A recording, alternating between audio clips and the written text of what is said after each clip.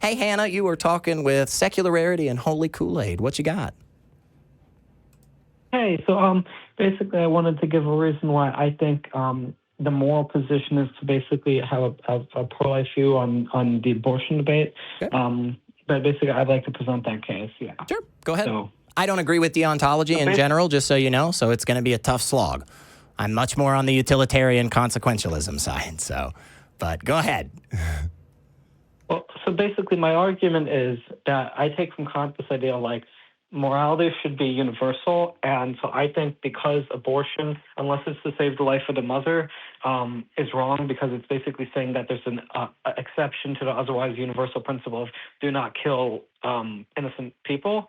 And so if it's to save the life of the mother, I think there's an exception to be made there because the principle is do not kill innocent people. And if the fetus is a threat to the life of the mother, then I think that's a case of self-defense. But if it's not a threat to the mother, I would just say it's a universal categorical imperative to like not kill the innocent. Even if you could say it's not an actual individual for the mother, it's still protected under that universal categorical imperative, if that makes sense. Sure. I think I'm following. Can I ask you a quick question? What was your name again? Hannah. Hannah? Okay. Hannah? Hannah, would you say that if I were to kidnap you and I were to take you into a laboratory and I have someone there in my laboratory who they don't have working kidneys, but you do, and I found a way to hook your bodies up to each other and you are keeping this person alive and it is against your will and you don't want to, and you want to have your freedom, but I say, look, for the next 9 months, you are forced to carry this person everywhere you go with you, attached to their body. And if this cord is separated between you and them, they will die. Is it your obligation to give up your autonomy as a human being to be forced to have a parasite that you're keeping alive, even if it is a conscious, sentient human being, regardless of that person's story? Is it your duty as a human being to do that? Well, yeah, I mean, based on the categorical imperative of like my principle is, I don't think it's ever justified to kill or. No. You're misunderstanding me. Yeah, you're changing. Is it? Would you consider it murder if I kidnapped you, hooked you up to someone, and you are their life support machine, and you say, no, I deserve bodily autonomy. I'm not responsible to keep anyone else alive if I don't want to. Like, they cannot use me parasitically as a leech hosting off of my body. Do you have a right? I would consider that murder. You would consider that murder. I don't think there's a right. Yeah. You would say that that's murder? So then you are arguing for a society where all of us should be forced to give up kidneys. Yeah. Should be forced to have our kidneys harvested in order to keep other people alive. Should be forced to... Well, it depends on whether you're alive or dead, because if you're alive, you have a right to your kidneys. But if you're dead, there's a case to be made that you're a dead corpse, that other people can't do it. But if you're alive... We can go down that route. There's a reason that we care about people's last wishes, but it doesn't matter Do you or do you not, as a person, have a right to bodily autonomy and to not be forced to have your body be used against your will to keep someone else alive, even if it's keeping them alive? Do you have an obligation, or do you have bodily autonomy to be free and not be a host to a parasite? I would say you have an obligation to prevent the death of another person. That's not what I'm asking. Yeah, you're changing it. Hannah, this is very, very specific. And I would argue so hang on. In this Hannah, specific case. follow this. Follow what he's saying. In this specific case, would you say that it is my moral obligation to give up my own bodily autonomy in order to keep someone else alive? I thought I already said yes. Okay, so you don't think bodily autonomy is important. You do not, in fact, agree with some of the main things that Kant gave a shit about. Like, you are using this ideology that 100% goes against this that you're talking about. To lay that out, Kant, his entire ontological reasoning was that you have these rules, these categorical imperatives that have to apply in all cases. You can't just say, well, you know, I want this to be a rule in this case, but not this case. Right. I think stealing should be wrong for everyone. It should be universal. It should be absolute. But now we're basically saying, like, we're arguing from a standpoint of bodily autonomy is important. You should be able to be free and to not have to be forced to be a host to anyone. And I guess at least I respect the fact that you have the consistency to stick with it. But I think that you're pushing yourself into a very, very indefensible position. And it's a very fringe position that you're holding in order to try to justify the pro-life stance. And I honestly think based on the reasons why you are getting to the pro-life thing, the reasons why you have a problem with killing an innocent person, that justification will go against the justification here. Because it is bodily autonomy that you care about. In this case of pregnancy, you just are only paying attention to bodily autonomy on one side of it. You're calling it the preservation of life, but the only reason that matters is because of the fact that that life has a right to do what the fuck it wants, which is to keep living. So smuggled into this concept is the very thing that you are then going against later, and again, just not even following the universality aspect of this.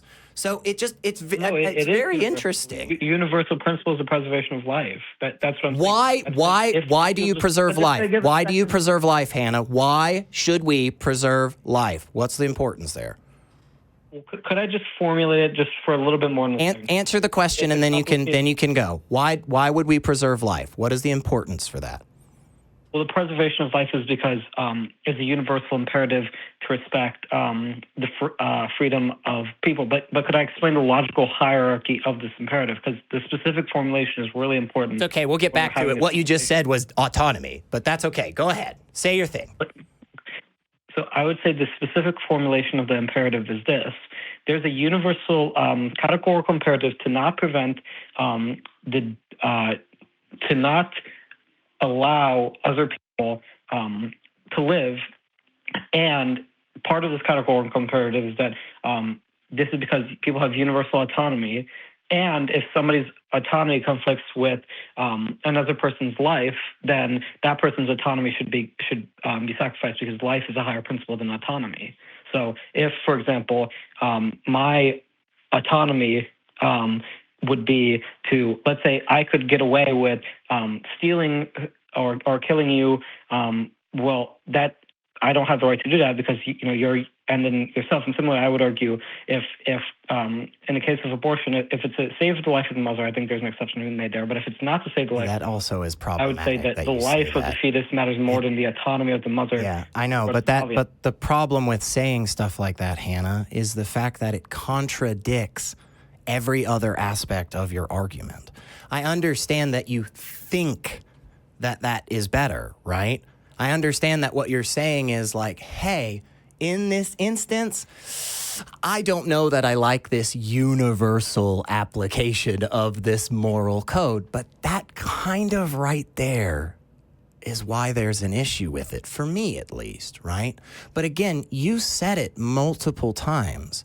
And I think this is just something everybody should do on these types of things. If you ever have one of these kinds of conversations and it's recorded, wait a week and then go back and watch it. Because the very thing that I said you were going to say, Hannah, you said, nuh-uh, I ain't going to say that. And then I said, oh, yeah, my bad. I could be wrong. I was wrong earlier today. Thomas corrected me. Go ahead, Hannah. Tell me. And then you said the thing I said you were going to say, which is fine. That's okay. Autonomy is a very important principle. It is something that moral philosophers have talked about the entire time we have had moral philosophy. But what we're trying to point out... Go ahead. Also, this notion that, and I think Hannah, and I could be wrong, but it feels like Hannah thinks that their position is internally consistent because it's saying life always supersedes autonomy. But that's just not the world we live in. If we're invaded by a foreign country and they're about to take away our autonomies and our freedom of speech and freedom to live and thrive and prosper, you better believe everyone in here is going to run for the guns and fight back and take other people's lives to defend your freedom. Like it's just not a universal principle that applies. You know, and I know some people wouldn't necessarily agree with this, but a lot of people would argue in favor of using violent force, even ending someone's life, in order to protect yourself from someone who's attacking you or mugging you, even if they're not necessarily going to kill you. You don't know, but you're protecting your freedom. You're protecting yourself from getting kidnapped and taken off somewhere and maybe abused in some horrific way. And like, you're protecting yourself through violent force, sometimes ending someone's life. Right. And I think that when we apply that value structure of like, yeah, autonomy and freedom and stuff is important. Obviously, I can't just go out and be like, no, I want to get away with and do whatever I want. Right. And so I'm just going to, kill Elliot and take his PlayStation. Well.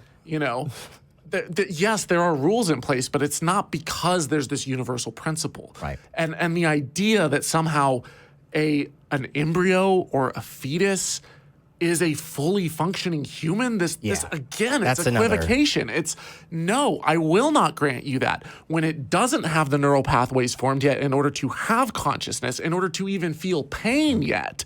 And you're calling this a human, you're assuming sentience and sapience, and you're now restricting a mother's choice and freedoms and prospects, and you're forcing her to carry it to terms regardless of whether it was incest or rape or anything else, which I don't think should matter in this case. To me, it's like to be like, oh, and that potential human has more value than someone with a fully formed brain and feelings and emotions and hopes and dreams who may very well want to have other kids in the future, but now's just not the time. And we're going to make those judgment calls and decisions just in order to try to like be ontologically consistent, which even then it's not. Like, I'm sorry. Again, I have a problem with deontology to begin with, Hannah. But yeah, give us some thoughts. I know we've shouted a lot at you. But I would just say I never claimed that the fetus is fully human. I mean, I would say they have a human in the sense that they're literally of the species Homo sapiens. But in a way, Hannah, you did. In a way, you did. Can I finish my statement? Just going to finish my statement. I'll let you finish, but I want to get back to that point because I'm not going to let you sneak that in. The point is that I don't think you have to cop to this being like the fetus has this metaphysical essence of a human being. I do think that's the case, but you don't even have to cop there. The only claim I made was that because the categorical imperative is don't let an innocent life die, which I think is a valid categorical imperative, that would include prohibiting abortion unless it's to save the life of the mother, and only because then it's a conflict between one life and another. But that's a very specific formulation. It doesn't have to go to any metaphysics about whether the fetus is a human being. All it says is that it's a categorical imperative to not let innocent life die. Okay, now listen to Thomas's response. That right there is where you did exactly what I said you did. When you're arguing that you never made the claim or the statement that this baby was a fully formed human, and then went on in the very next sentence to say, I'm just arguing from a deontological perspective that we should never take the life of a human, right? Or of an innocent human. Mm-hmm. You right there in back-to-back statements said, I'm not saying it's a human, but I am saying it's a human because we shouldn't take human life, and I'm saying we shouldn't take the life of an unborn fetus. So you are doing exactly what I said. This entire case falls apart if you're not assuming personhood. Yes. If you're assuming that this isn't a person and then you're arguing for the rights of people, then there is no argument. Right. So you can't say, well, I'm not really doing that to try to like hide away from that and then do exactly that to make the case for your argument. That's why I cut you off. That's why I said, fuck no, this doesn't fly. I caught it. I saw exactly what you're doing, and I'm going to call you out on that. I didn't say humans. I said innocent life. Right, but you're equivocating on the term there. But what kind of innocent life? Right, because you don't life? feel the same way if a schnauzer is mauling a 3-year-old. You don't feel the same way about bacteria. If I step on an ant and it's innocent life, you don't care. Come on. I mean, we all know that's what you're saying, Hannah. But in any event, here's No. There is no any other event. We gonna stop right here for just 2 fucking seconds so that we can all go, hey, right, Hannah? And then you'll go, yeah, guys. And then we'll go, hey, awesome. That's so cool. You're a great person for doing that, Hannah. And we'll all move on happily to any other event you want. So let's one more time. And if you've got another argument, Yeah. that's great. Yeah. I don't think we have time for it right now because we've got other callers to get to. But this would be the point where you say, you know what? Yeah, you're right. It's not ontologically consistent. There was an equivocation going on there. I thank you guys for calling it out. And then just come up with a better argument and come back next week. But like this shifting is Let's one more time. So we're gonna just rewind just a second. We're gonna say that whole little thing where Thomas is like, hey, but there it is, and you're like, no, it isn't. And then we all get to that place where we go, but that's kind of what you're doing, right, Hannah? If you're asking me, do I think this imperative? Do I think the fetus is a human life? Yes, I do think that. Awesome, I do believe awesome. And that is a great place for us to put it pause right there. And you give us a call back in the future, and we will help build this argument to its absolute most strongest steelman position. I'll tell you this, though, sure as hell Hannah. ain't there yet. Definitely. And I'll tell you this, I think even in that strongest, most charitable, most steelmaned position, this argument will always fall flat.